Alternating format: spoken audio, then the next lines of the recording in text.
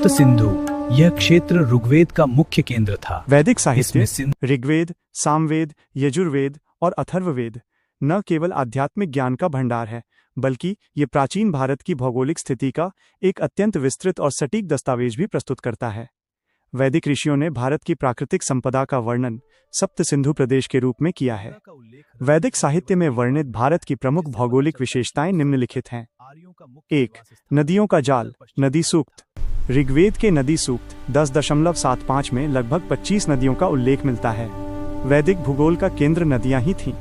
सप्त सिंधु यह क्षेत्र ऋग्वेद का मुख्य केंद्र था। इसमें सिंधु, वितस्ता, झेलम, असिकनी, चिनाब, परुष्णी, रावी, विपाशा, व्यास, शुतुद्री, सतलुज और सरस्वती शामिल थीं। सरस्वती नदी, इसे वैदिक काल की सबसे पवित्र और महत्वपूर्ण नदी माना गया है। इसे नदीतमा, नदियों में श्रेष्ठ कहा गया है। गंगा और यमुना।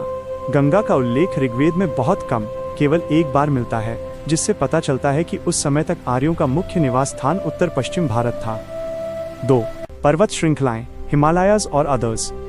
वैदिक ऋषियों को पहाड़ों का गहरा ज्ञान था। हिमवंत, हिमालय को हिमवंत के नाम से जाना जाता था।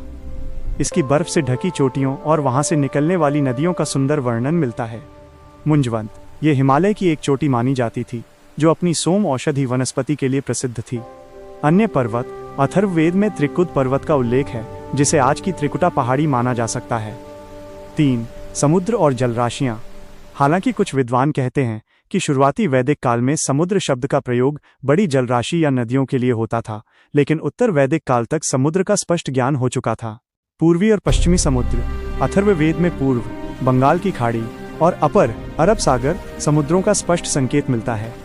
समुद्र के व्यापारिक मार्गों और शत अरित्र, चप्पू वाले जहाज का भी उल्लेख मिलता है। 4. जलवायु और ऋतुएं।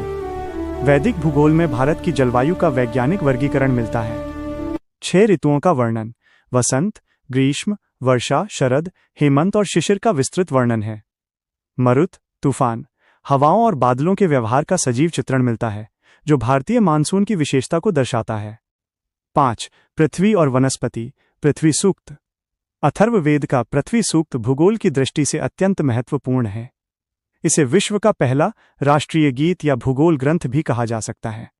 इसमें पृथ्वी की मिट्टी के रंग, काली, लाल, गोरी, चट्टानों और पहाड़ों का वर्णन है। माता भूमि पुत्रोल्हम पृथिव्याः। भूमि मेरी माता है और मैं पृथ्वी